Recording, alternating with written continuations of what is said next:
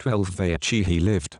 Vayechi He lived. Parashah 12 Vayechi He lived. Torah Bereshit Genesis 47:28-50-26. Haftarah Lachim Alef, 1 Kings 2:1-12. Pirit Hadashah Acts 7:9-16, specifically VV 15:16. Messianic Jews, Hebrews 11:21-22. 1 Kefa, 1 Peter 1:3-9, 2:11-17. Torah Bereshit Genesis 47:28-50-26. 47:28 Yaakov lived in the land of Egypt 17 years. Thus Yaakov lived to be 147 years old. The time came when Israel was approaching death. So he called for his son Joseph and said to him, "If you truly love me, please put your hand under my thigh and pledge that, out of consideration for me, you will not bury me in Egypt. Rather, when I sleep with my fathers, you are to carry me out of Egypt and bury me where they are buried." He replied, "I will do as you have said." He said, "Swear it to me," and he swore to him. Then Israel bowed down at the head of his bed 48. When a while later someone told Joseph that his father was ill, he took with him his 2 sons, Manasseh and Ephraim. Yaakov was told, "Here comes your son Joseph." Israel gathered his strength and sat up in bed. Yaakov said to Joseph, "El Shaddai appeared to me at Luz in the land of Canaan and blessed me, saying to me, I will make you fruitful and numerous, I will make of you a group of peoples, and I will give this land to your descendants to possess forever. Now your 2 sons, who were born to you in the land of Egypt before I came to you in Egypt, are mine. Ephraim and Manasseh will be as much mine as Reuben and Shimon are. The children born to you after them will be yours, but for purposes of inheritance they are to be counted with their older brothers. Now as for me, when I came from Paddan, Rachel died suddenly, as we were traveling through the land of Canaan, while we were still some distance from Ephrat. So I buried her there on the way to Ephrat, also known as Beit Lechem. Then Israel noticed Joseph's sons and asked, "Whose are these?" Joseph answered his father, "They are my sons, whom God has given me here." Yaakov replied, "I want you to bring them here to me, so that I can bless them." Now Israel's eyes were dim with age, so that he could not see. Joseph brought his sons near to him, and he kissed them and embraced them.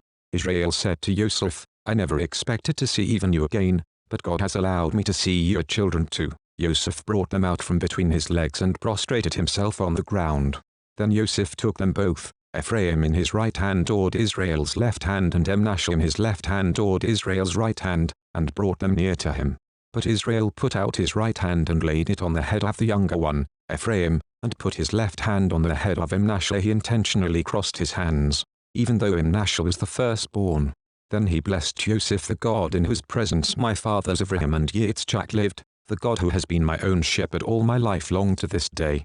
The angel who has rescued me from all harm, bless these boys, may they remember who I am and what I stand for, and likewise my fathers Ephraim and Yitzchak, who they were and what they stood for, and may they grow into teeming multitudes on the earth." When Joseph saw that his father was laying his right hand on Ephraim's head, it displeased him, and he lifted up his father's hand to remove it from Ephraim's head and place it instead on Manasseh's head. Joseph said to his father, "Don't do it that way, my father, for this one is the firstborn. Put your right hand on his head." But his father refused and said, "I know that, my son, I know it. He too will become a people, and he too will be great. Nevertheless, his younger brother will be greater than he, and his descendants will grow into many nations." Then he added this blessing on them: that day Israel will speak of you in their own blessings by saying, "May God make you like Ephraim and Manasseh." Thus he put Ephraim ahead of Manasseh. Israel then said to Joseph, "You see that I am dying, but God will be with you and will bring you back to the land of your ancestors. Moreover, I am giving to your Shechem, shoulder, ridge, share, or city of Shechem, more than to your brothers. I captured it from the Amori with my sword and bow." 49:1 Then Yaakov called for his sons and said, "Gather yourselves together, and I will tell you what will happen to you in the Acharit Hayamim, last days. Assemble yourselves and listen, sons of Yaakov. Pay attention to Israel your father. Reuben, you are my firstborn, my strength, the first fruits of my manhood, though superior in vigor and power. You are unstable as water, so your superiority will end, because you climbed into your father's bed, and defiled it. He climbed onto my concubine's couch. Shimon and Levi are brothers, related by weapons of violence. Let me not enter their council, let my honor not be connected with their people, for in their anger they killed men, and at their whim they maimed cattle. Cursed be their anger, for it has been fierce, their fury, for it has been cruel. I will divide them in Yaakov, and scatter them in Israel. Yehuda, your brothers will acknowledge you. Your hand will be on the neck of your enemies. Your father's sons will bow down before you. Yehuda is a lion's cub, my son, you stand over the prey. He crouches down and stretches like a lion, like a lioness. Who dares to provoke him? The scepter will not pass from Yehuda, nor the ruler's staff from between his legs, until he comes to whom obedience belongs. And it is he whom the peoples will obey, tying his donkey to the vine, his donkey's colt to the choice grapevine. He washes his clothes in wine, his robes in the blood of grapes. His eyes will be darker than wine, his teeth whiter than milk. Zidvulan will live at the seashore, with ships anchoring along his coast, and his border at Sidon. Issachar is a strong donkey, lying down in the sheep sheds, on seeing how good is settled life, and how pleasant the country. He will bend his back to the burden, and submit to forced labor. Dan will judge his people. As one of the tribes of Israel, Dan will be a viper on the road, a hornet snake in the path, that bites the horse's heels, so its rider falls off backward. I wait for your deliverance, Adonai. Gad, a troop will troop on him, but he will troop on their heel. Asher's food is rich, he will provide food fit for a king. Naphtali is a doe set free, that bears beautiful fawns. Yosef is a fruitful plant by a spring, with branches climbing over the wall. The archers attacked him fiercely, shooting at him and pressing him hard, but his bow remained taut. Full stop, and his arms were made nimble, by the hands of the mighty one of Yaakov. From the shepherd, the stone of Israel, by the God of your father, who will help you. By El Shaddai, who will bless you, with blessings from heaven above, blessings from the deep, lying below, blessings from the breasts and the womb. The blessings of your father are more powerful than the blessings of my parents, extending to the farthest of the everlasting hills. They will be on the head of Yosef, on the brow of the prince among his brothers. Benjamin is a ravenous wolf, in the morning devouring the prey, in the evening still dividing the spoil. All these are the 12 tribes of Israel, and this is how their father spoke to them and blessed them, giving each his own individual blessing. Then he charged them as follows: I am to be gathered to my people.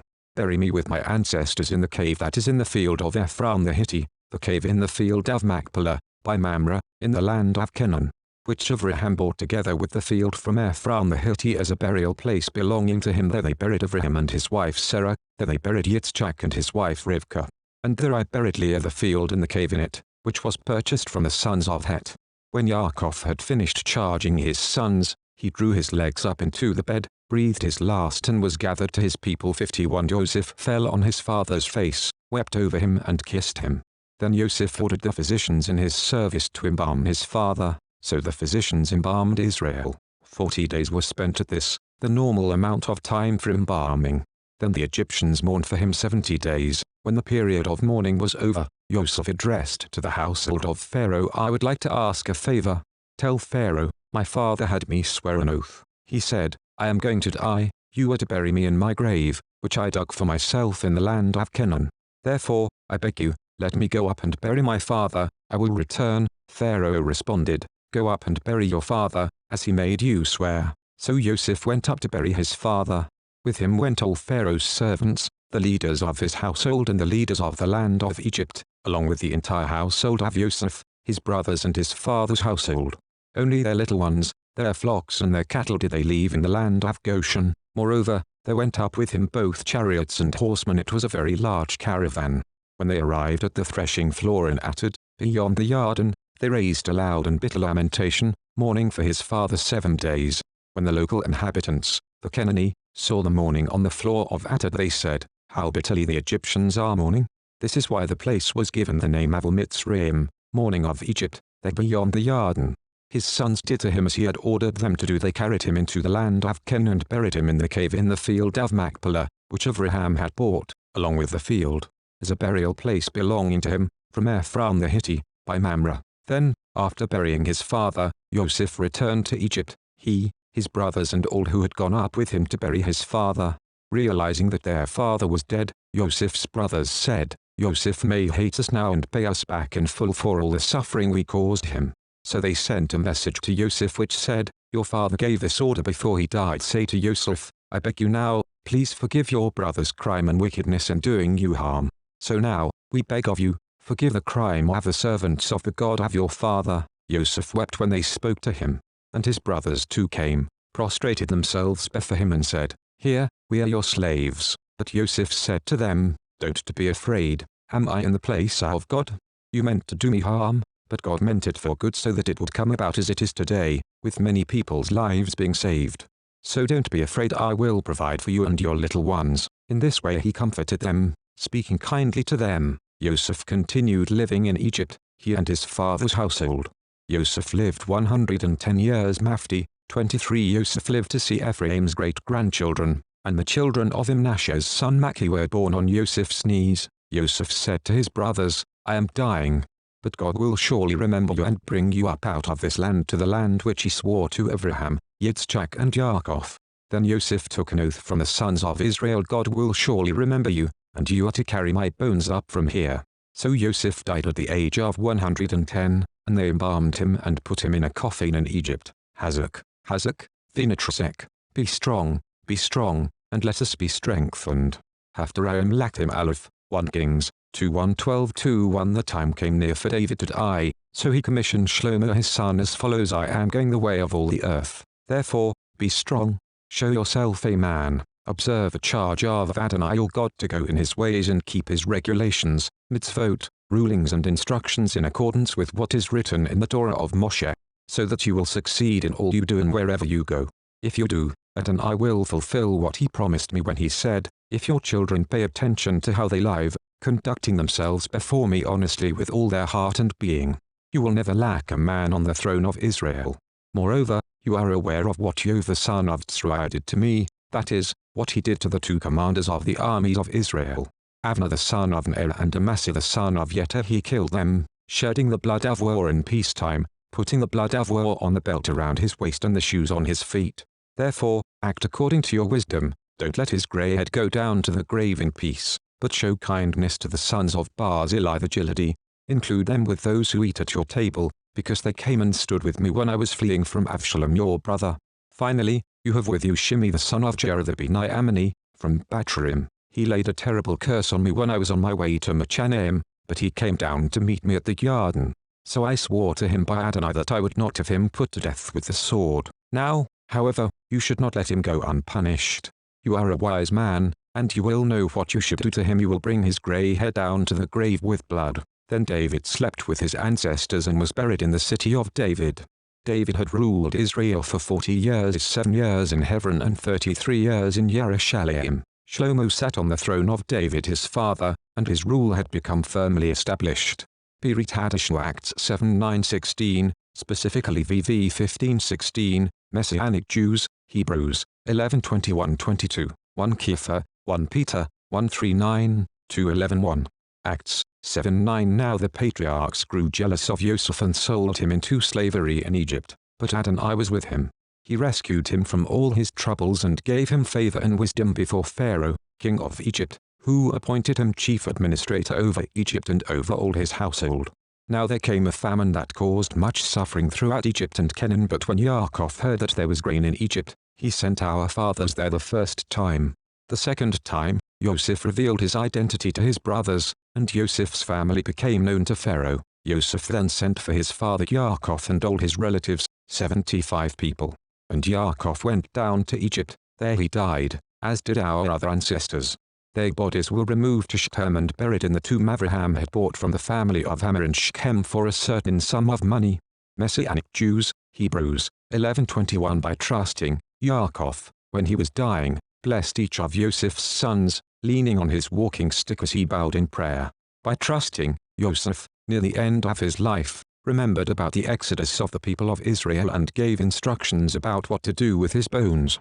1 Kefa, 1 Peter, 1:3. Praised be God, Father of our Lord Yeshua the Messiah, who, in keeping with his great mercy, has caused us, through the resurrection of Yeshua the Messiah from the dead, to be born again to a living hope, to an inheritance that cannot decay, spoil or fade, kept safe for you in heaven. Meanwhile, through trusting, you are being protected by God's power for a deliverance ready to be revealed at the last time. Rejoice in this, even though for a little while you may have to experience grief in various trials. Even gold is tested for genuineness by fire. The purpose of these trials is so that your trust's genuineness, which is far more valuable than perishable gold, will be judged worthy of praise, glory and honor at the revealing of Yeshua the Messiah. Without having seen him, you love him. Without seeing him now, but trusting in him, you continue to be full of joy that is glorious beyond words, and you are receiving what your trust is aiming at, namely, your deliverance.